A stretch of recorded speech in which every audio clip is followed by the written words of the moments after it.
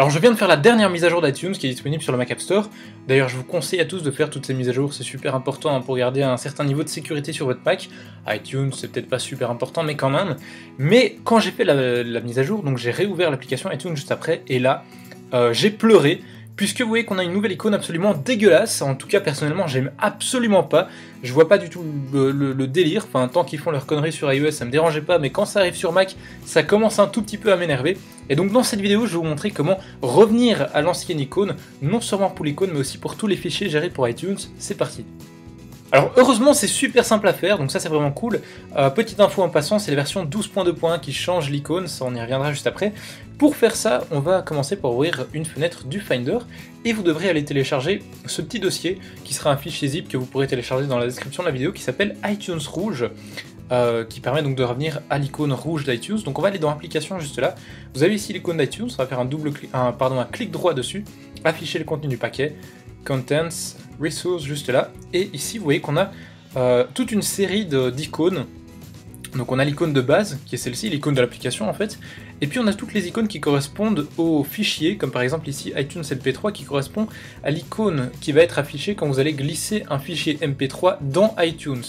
Donc tous ces petits fichiers là, en fait toutes ces petites icônes là ont été changées également, et heureusement je vous ai fait un petit backup qui va nous permettre très simplement de revenir à ces anciennes icônes. Donc pour faire ça, on va donc télécharger comme je vous l'ai dit iTunes Rouge, et on va aller tout sélectionner comme ceci. Et on va aller glisser tout ça, on peut faire simplement un copier-coller en fait, copier, hop, et ici on va faire coller, on va appliquer à tous et on va remplacer, et il va bien sûr nous demander notre mot de passe puisqu'on modifie le système en fait. Voilà, on attend un petit peu, et voilà, c'est fait. Et puis deuxième petite chose importante à faire aussi, on va hop, revenir en arrière, et là cette fois on va faire un commande I, ou clic droit afficher, non, lire les informations, pardon. Et là, on va aller glisser l'icône de l'application iTunes sur l'icône actuelle, qui se trouve, voilà, elle se trouve juste là. Donc on va la glisser, comme ça. De nouveau, il va nous demander notre mot de passe, qu'on va mettre tout de suite. Et voilà. Et donc maintenant, on va voir ce que ça donne si je relance mon application iTunes. Hop. Et bien voilà, vous voyez qu'elle change directement d'icône, et lorsqu'on va glisser des fichiers MP3 dedans, et bien ils reprendront également cette ancienne icône rouge, ce qui est vraiment cool parce que vous avez peut-être déjà vu des astuces là-dessus, sauf que en général on ne change que l'icône de l'application et pas l'icône de tous les petits fichiers. Donc comme ça voilà, ça change vraiment tout comme avant, et en même temps on reste avec iTunes 12.2.1.16 d'ailleurs, donc avec Apple Music, etc. Pas rentrer dans les détails, mais c'est aussi une belle grosse connerie, j'ai l'impression, ce truc. Juste avant de terminer cette vidéo, comment revenir en arrière, comment revenir à l'icône blanche d'iTunes, celle normale pour la version 12.2.1, et bien figurez-vous que j'ai fait également un petit dossier iTunes blanc qui permet donc d'avoir ces icônes.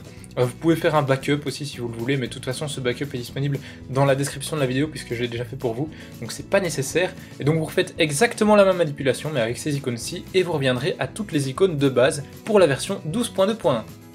Voilà pour cette vidéo. Alors personnellement je vais rester sur l'icône rouge parce que franchement les gars, ne déconnez pas trop hein, s'il vous plaît. Un Mac c'est un truc important, c'est un objet de travail, de bureau, etc. À la limite vous faites ce que vous voulez sur les gadgets iOS, mais Apple please fait pas de conneries sur les Mac. Enfin voilà, si vous voulez me troller, me clasher, ce que vous voulez, les commentaires sont là pour ça bien évidemment. En passant vous avez pu comprendre aussi qu'Apple Music c'est pas trop mon truc non plus, vive Spotify. Et puis voilà, sinon vous pouvez bien évidemment télécharger iTunes blanc, iTunes rouge et ce magnifique fond d'écran dans la description de la vidéo, tout ça bien évidemment gratuitement. Moi je vous dis à très bientôt, n'hésitez pas à aller liker ma page Facebook, ça me ferait super plaisir. Ciao tout le monde.